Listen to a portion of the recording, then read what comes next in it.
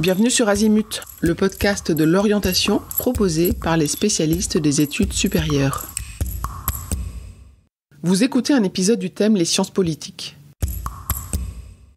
Faire Sciences Po est le rêve de beaucoup de lycéens, mais qu'apprend-on exactement dans un IEP, un institut d'études politiques, et comment sont organisées les études ?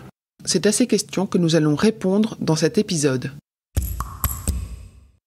L'organisation des études est la même dans tous les IEP.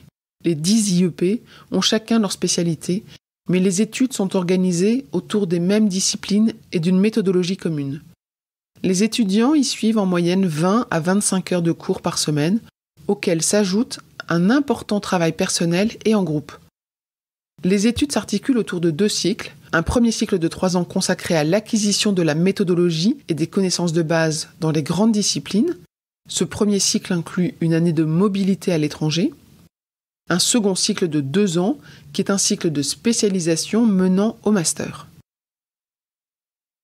Les IEP dispensent une formation pluridisciplinaire. Plusieurs grandes disciplines sont abordées sous la forme de cours magistraux en amphithéâtre qui donnent en général lieu à un examen final, un peu comme à l'université.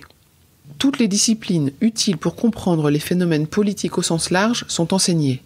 La science politique qui s'intéresse aux partis politiques, aux élections, au régime politique, mais aussi plus largement à tous les rapports de pouvoir dans nos sociétés.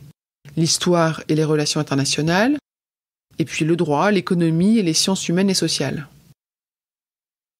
Les IEP proposent en outre des parcours qui permettent de donner une dimension internationale au diplôme obtenu en suivant des cours spécialisés par zone géographique. À ces cours s'ajoutent des conférences de méthode. C'est un peu l'équivalent des travaux dirigés qui existent à l'université, mais avec un fonctionnement propre aux IEP.